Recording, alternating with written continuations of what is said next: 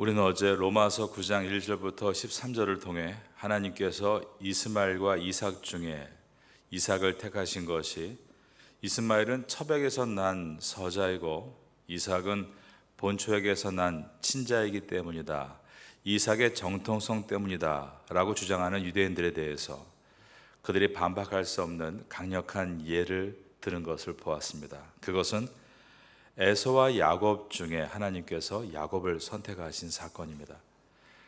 에서와 야곱은 아버지도 같고 어머니도 같고 심지어 쌍둥이였습니다.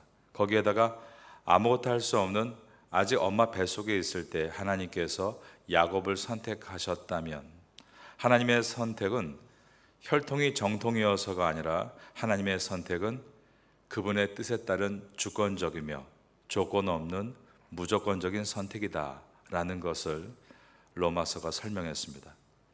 유대인은 자신들이 유대인의 전통이 있고 혈통이 있기 때문에 구원을 얻는 것이다 라고 생각했습니다. 그리고 이방인이 구원을 얻고 싶다면 먼저 유대인이 되어야 한다라고 했고, 그 방법으로 할례를 행해야 한다라고 했습니다.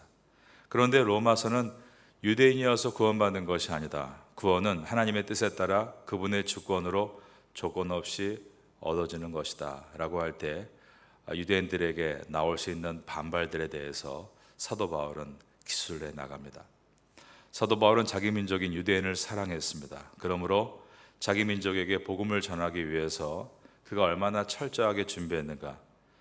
본인이 유대인이기 때문에 유대인을 깊이 알기에 유대인으로서 던질 질문들을 미리 생각하고 그 대답을 철저하게 준비했다는 것을 오늘 본문을 통해서 보게 됩니다. 신앙의 성장은 생각의 성숙과 연결되어 있습니다. 신앙은 논리를 떠나는 것이 아니라 논리적이어야 합니다. 내가 10년이 지나도 성경을 모르고 있는 것에 대해서 당연한 것으로 여기지 말고 깊이 연구하고 묵상함으로 믿지 않는 내 이웃들에게 이해될 수 있도록 전할 수 있는 사도 바울과 같은 깊은 노력이 필요한 것입니다.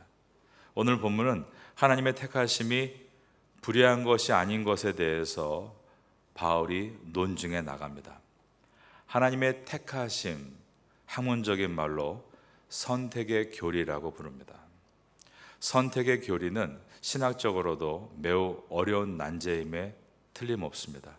그런데 사도 바울은 이 어려운 난제에 대해서 피하지 않고 책임감을 갖고 가르치고 있고, 이것을 통해서 우리도 어려운 말씀에 대해서 피하지 말고 적극적으로 배우려고 하고 이해에 이르러야 함을 또 깨닫게 됩니다.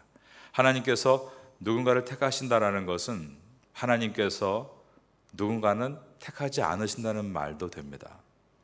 하나님께서 택하지 않으셨다, 원세적으로 말하면 하나님께서 버리셨다는 말도 됩니다. 이것이 택함의 교리라고 한다면 이 교리를 우리가 어떻게 이해할 수 있는가? 택함의 교리를, 이 선택의 교리를 우리가 이성적으로 100% 이해한다라고 말한다는 것은 무리입니다. 우리가 가족 중에 누군가를 열심히 전도했습니다.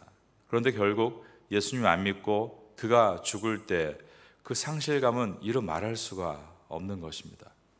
내가 노력을 덜했나? 내가 무언가를 잘못했나? 우리 주변에 아버지 어머니를 전도했는데 결국 예수님을 부인하고 돌아가신 것에 대해서 괴로움을 토로하는 분들도 분명 있는 것입니다. 교회 역사 가운데 유수한 학자들이 이 택함의 교리에 대해서 이야기를 했지만 100% 논리적으로 완벽하게 끌어내지는 못했습니다. 이것은 분명 인간의 이성의 능력으로 도달하기에 어려운 진리임이 분명합니다. 우리는 선택의 교리를 접근하는 데 있어서 먼저 우리의 이성과 한계를 인정하고 시작해야 합니다. 사도 바울도 다음과 같이 말을 했습니다. 로마서 11장 33절에 보면 깊도다 하나님의 지혜와 지식의 풍성하며 그의 판단은 헤아리지 못할 것이며 그의 길은 찾지 못할 것이로다. 하나님의 능력과 지혜는 우리가 다 만나고 발견할 수 없다. 우리의 한계와 우리의 능력을 고백한 것입니다. 그러므로 하나님의 그 광대하신 앞에 사도 바울은 무릎을 꿇는다라고 했습니다. 그러면 여러분, 우리가 여기서 깨닫는 것이 있어야 됩니다. 그것은 우리가 얻은 복이 무엇인가? 그것은 우리가 다 이해하지 못했어도 예수 그리스도를 나의 구주로 믿고 있는 것이 가장 중요한 은혜구나를 깨닫게 되는 것입니다. 이것이 어떻게 가능한가? 내 안에 계시는 성령님의 역사하심 때문이다를 깨닫게 되는 것입니다. 내가 이해하지 못한다고 해서 진리가 아닌 것이 아닙니다. 어떤 의미에서는 내가 이해하지 못하기 때문에 더 진리일 수 있습니다. 그러므로 진정으로 지적인 그리고 이성적인 태도는 내 지식의 한계를 인정하고 받아들이는 데서부터 시작이 됩니다. 내가 이해해야 진리고 내가 경험해야 사실이다라고 말하는 것은 지적으로 순수한 것이 아니라 교만한 것입니다. 성도들은 스스로 성경을 일반 책처럼 탐구하는 사람들이 아니라 먼저 기도하고 성경의 저자이신 성령께서 나를 조명해 주시기를 구합니다. 그러므로 성도는 엄밀히 말하면 진리를 탐구한다라기보다 진리의 비춤을 받는다라고 표현해야 더 맞을 것입니다. 우리는 하나님께서 지혜의 빛을 비춰주셔야만 진리를 깨달을 수 있는 사람인 것입니다. 성령의 신령한 지식은 해석하기에 뛰어난 능력을 갖춰서 깨달을 수 있는 것이 아니라 오직 성령께서 나에게 찾아오셔서 나를 조명해 주셔야만 됩니다. 그래서 성경을 읽을 때 기도를 하는 것이고 성령의 인도를 구하는 것입니다. 성경의 저자가 성령이시기 때문에 성령의 조명하심이 없으면 저는 깨달을 수 없습니다라고 먼저 고백하는 것입니다. 성도는 이것을 받아들이고 있는 사람들이기에 오늘도 성도는 성령의 조명을 받을 것을 기대합니다. 여러분도 이 아침 가운데 성령께서 내 마음을 조명해 주심으로 주님의 진리에 가까이 나갈 수 있는 성도가 되게 하소서 기도하시기를 예수님의 이름으로 축원합니다. 우리는 이성을 가지고 하나님의 말씀을 접근합니다. 그러나 스스로 마구 해석해버리는 것이 아니라 성령이 비춰주시는 것만큼 이해하고 이해한 것을 가지고 주님을 찬양드리고 그리고 또 그 다음의 이해를 기다리는 것입니다. 사도 베드로는 베드로후서 3장 16절에서 이렇게 말했습니다. 또 그 모든 편지에도 이런 일에 관하여 말하였으되 그 중에 알기 어려운 것이 더러 있으나 무식한 자들과 구세지 못한 자들이 다른 성경과 같이 그것도 억지로 풀다가 스스로 멸망에 이르느니라. 사람의 힘을 가지고 억지로 풀려고 해서는 안 된다라는 교훈입니다. 이제 로마서가 선택의 교리로 들어가고 있습니다. 이것을 우리가 기대하는 마음으로 또 우리의 인간의 노력으로 이해할 수 없기에 성령의 조명을 사모하는 마음으로 시작해 보겠습니다. 오늘 본문의 첫 절인 로마서 9장 14절입니다. 그런즉 우리가 무슨 말을 하리요? 하나님께 불의가 있느냐? 그럴 수 없느니라. 하나님이 에서가 아닌 야곱을 선택하신 것에 대해서 하나님이 불의하시다라고 말할 수 없다라고 한 것입니다. 그러면서 한 가지의 또 예를 드는데 바로 모세 시대에 있었던 애고방 바로의 이야기입니다. 15절입니다. 모세에게 이르시되 내가 긍휼히 여길 자를 긍휼히 여기고 불쌍히 여길 자를 불쌍히 여기리라 하였으니 이것도 하나님의 선택에 대한 이야기입니다. 그러면서 16절에서 사람이 원한다고 해서 하나님의 긍휼히 여김을 받는 것이 아니고 사람이 다른 박제를 잘한다고 해서 하나님이 더 그를 긍휼히 여기시는 것도 아니다라고 말을 합니다. 16절 말씀 다 같이 읽겠습니다. 그런즉 원하는 자로 말미암음도 아니요 다른 박제를 하는 자로 말미암음도 아니요 오직 긍휼히 여기시는 하나님으로 말미암음이니라. 우리는 긍휼히 여김을 받았는데 예수님의 십자가의 은혜로 하나님의 자녀가 되는 긍휼의 은총을 받았습니다. 그런데 그것은 내가 뭐를 잘했다고 해서 긍휼히 여김을 받은 것이 아니라 내가 남보다 더 다른 박제를 잘해서 앞서갔기 때문에 받은 것이 아니라 하나님께서 우리를 선택하셨기 때문입니다. 우리를 긍휼히 여기셨기 때문에 우리가 긍휼히 여김을 받은 것이다. 이것은 신비이다 라고 말하고 있는 것입니다. 모세 시대 때 애굽 왕 바로의 내용은 9장 15절에 보면 모세에게 이르시되 내가 긍휼히 여길 자를 긍휼히 여기고 불쌍히 여길 자를 불쌍히 여기리라 하셨으니, 이 내용은 출애굽기 33장 19절을 인용하고 있는 말씀입니다. 거기 보면 여호와께서 모세에게 이렇게 말씀하셨습니다. 내가 모든 선한 것을 내 앞으로 지나가게 하고 여호와의 이름을 내 앞에 선포하리라. 나는 은혜 베풀 자에게 은혜를 베풀고, 이것은 하나님이 선택하신 이스라엘 백성을 뜻하는 것이고, 그러나 하나님께서 긍휼히 여기지 않을 자에게 긍휼을 베푸지 아니하시는데, 그것은 바로 애굽 왕 바로에 대한 말씀이었습니다. 지금 이 출애굽기의 말씀을 사도 바울이 로마서에서 인용을 합니다. 사도 바울은 앞서서 창세기에 있었던 이삭과 이스마엘의 이야기, 그리고 야곱과 에서의 이야기를 논증했습니다. 오늘 본문은 출애굽기에서 또 바로의 예를 논증하고 있습니다. 이처럼 사도 바울은 구약의 내용을 자유자재로 인용하면서 동일한 주제에 대해서 마치 음악을 변주해서 소개하듯 하고 있는 것입니다. 창세기, 출애굽기, 또 내일 보겠지만 사도 바울은 이 내용을 호세아서와 이사야서를 또 인용하면서 설명해 나갑니다. 이처럼 구약 성경을 총망라해서 풍성하게 설명하는 이 바울을 볼 때 그가 얼마나 하나님 앞에 기도하며 지혜를 구하고 준비됐는가를 생각해 보게 됩니다. 저 여러분도 하나님 말씀에 대해서 사도 바울처럼 지혜의 눈이 열려서 잘 준비되면 좋겠다라는 마음을 갖습니다. 하나님은 바로를 세우시고 그를 완악하게 하셨다라는 것입니다. 18절입니다. 그런즉 하나님께서 하고자 하시는 자를 긍휼히 여기시고 하고자 하시는 자를 완악하게 하시느니라. 그러면 하나님께서 바로를 심판할 수 있는가라는 질문이 나옵니다.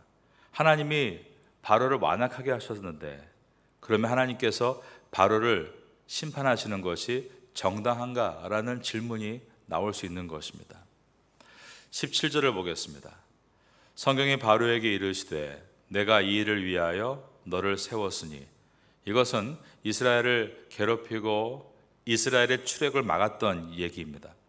곧 너로 말미암아 내 능력을 보이고 내 이름이 온 땅에 전파되게 하려 함이라. 바로가 막을수록 하나님의 기적이 더 크게 나타나서 결국 중동에 있는 모든 사람들이 하나님의 능력을 보게 되는 그 사건을 하나님이 바로를 사용하셨다라는 뜻입니다.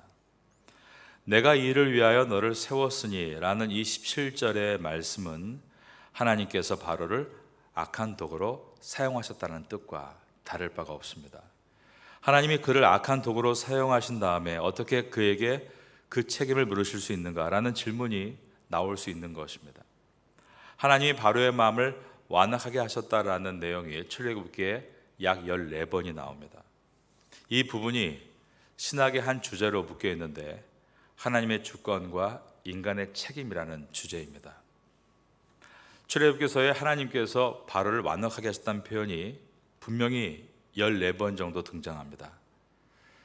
우리 한번 그 중에 하나를 찾아보겠습니다. 출애굽기 4장 21절을 열어봅니다. 그러나 내가 그의 마음을 완악하게 한즉 그가 백성을 보내주지 아니하리니 라고 되어 있습니다. 바로의 마음을 완악하게 하신 분이 누구인가? 하나님이라고 되어 있습니다. 하나님의 주권입니다. 그런데 인간의 책임이 있다는 것입니다. 출애굽기 8장 15절을 열어보겠습니다. 그러나 바로가 숨을 쉴 수 있게 됨을 보았을 때에 그의 마음을, 거기에 보니까 스스로 완강하게 하여라고 되어 있습니다. 그들의 말을 듣지 아니하였으니 하나님께서 말씀하신 것과 같더라. 여기에는 그 마음을 완강하게 한 주체가 하나님이 아니라 바로이다라고 되어 있는 것입니다. 바로가 숨통이 좀 트이자 다시 마음을 완강하게 했다는 것입니다. 출애굽기 8장 32절을 보면 좀 더 분명하게 나와 있습니다. 8장 32절을 보겠습니다. 그러나 바로가 이때에도 그의 마음을 완강하게 하여 그 백성을 보내지 아니하였더라. 여기에 보면 이때에도라고 되어 있는데 바로가 전에도 마음을 완강했었다라는 말입니다. 그리고 이때에도 그의 마음을 완강하게 했다라는 뜻입니다. 그러므로 하나님께서 바로를 완강하게 하셨다라는 것도 맞고, 바로 자신이 자기의 마음을 완강하게 만든 것도 맞습니다. 여기에 중요한 것이 있습니다. 두 가지가 다 맞다면 그러면 어느 것이 먼저인가라는 것입니다. 하나님께서 바로의 마음을 먼저 완강하게 만드신 것인가, 아니면 바로가 자기 자신의 마음을 스스로 먼저 완강하게 한 것인가입니다. 이것의 답으로 바로가 자신의 마음을 먼저 완강하게 만든 것이다. 신학자 레옹 모리스가 이 내용을 이렇게 말합니다. 성경 어디에도 하나님이 스스로 완강하지 않은 자를 완강하게 하셨다는 내용이 나와 있지 않습니다. 그러면 학문적으로 이렇게 표현하게 됩니다. 하나님이 완강하게 하신 것은 그를 자신의 완강함에 내버려 두신 사법적 행위이지 하나님의 뜻을 이루기 위한 창조적 행위가 아닙니다. 입니다. 사법적 행위이지 창조적 행위가 아니다. 자기 스스로 완강하지도 않고 그럴 뜻도 없는데 하나님이 로봇을 만들듯 내가 너를 완강하게 해서 이 일에 너를 쓰겠다, 그렇게 하지 않는다는 것입니다. 바로를 악역으로 만드시는 창조적 행위가 아니라 바로가 스스로 악하게 일을 하는 일에 대해서 하나님께서 사법적으로 심판하시는 것이다. 결과 바로는 자신의 완악함으로 하나님 앞에 완악하게 쓰임받은 것이다 라고 한 것입니다. 바로 이것이 오늘 본문에서 악인이 쓰임받는다의 의미입니다. 하나님이 악인으로 만드신 것이 아니라 악을 좋아하고 악을 따라간 그가 역사를 주관하신 하나님 앞에 하나의 톱니바퀴로 악하게 쓰임받은 것입니다. 구약시대에 바로를 비롯한 많은 악한 자들이 들어있고 신약시대에는 대표적으로 가룟 유다가 들어있습니다. 하나님이 가룟 유다의 마음속에 전혀 그가 그럴 뜻이 없는데 그의 마음을 완악하게 만드셔서 악역으로 쓰신 것이 아니라 스스로 완악했던 그를 악역으로 내버려 두신 것입니다. 이러한 논리는 로마서 1장에서부터 나왔습니다. 범죄한 자들, 동성애자들, 모든 악이 가득한 자들에게 하나님의 심판은 내버려 두시는 것이다 라고 했던 것입니다. 여러분, 우리는 그러므로 내버려 두시는 하나님의 심판에 대해서 두려워해야 합니다. 여러분들, 악을 행하고 그래도 잘 살고 있고 건강하고 그것을 두려워할 수 있어야 합니다. 나와 내 가정이 비록 어려운 일을 당해도 그것이 나와 내 가정을 완악한 상태에 내버려두지 않으시려는 하나님의 깨우심이라면 우리는 반대로 그것에 대해서 기뻐하고 기대할 수 있어야 합니다. 여러분과 여러분의 가정은 늘 하나님의 의로움에 대해서 깨어있기를 사모하시기를 예수님의 이름으로 축원합니다. 9장 19절을 보겠습니다. 혹 내가 내게 말하기를 그러면 하나님이 어찌하여 허물 하시느냐, 누가 그 뜻을 대적하느냐 하리니, 이것은 인간이 하나님께 가질 수 있는 원망이죠. 하나님이 완강하게 하시는 것이라면 그러고도 허물을 물으실 수 있는가? 라는 질문입니다. 그렇게 마음대로 하실 것이라면 누가 그 뜻을 대적할 수 있느냐라는 이 질문은 유대인들이 할 수 있는 원망입니다. 이 질문에 대해서 사도 바울이 세 가지로 답을 하는데, 첫째가 이 사람아 내가 감히 누구에게 하나님을 반문하느냐라고 했고, 두 번째가 지음을 받은 물건이 지은 자에게 어찌 이같이 나를 만들었느냐라고 질문할 수 있느냐라고 했습니다. 이 내용이 20절에 들어있습니다. 20절 말씀입니다. 이 사람아 내가 누구이기에 감히 하나님께 반문하느냐, 지음을 받은 물건이 지은 자에게 어찌 나를 이같이 만들었느냐 말하겠느냐. 세 번째로 토기장애가 진흙 항덩이를 하나는 귀 있을 그릇을 하나는 천 있을 그릇을 만드는 권한이 없느냐라고 했습니다. 21절 말씀입니다. 토기장애가 진흙 한 덩이로 하나는 귀 있을 그릇을, 하나는 천 있을 그릇을 만들 권한이 없느냐? 그러면 사도 바울이 질문을 통해서 말하려는 것은 무엇일까요? 20절에 이 사람아 내가 누구이기에 감히 하나님께 반문하느냐라는 이 말에는 사도 바울의 안타까움이 들어 있습니다.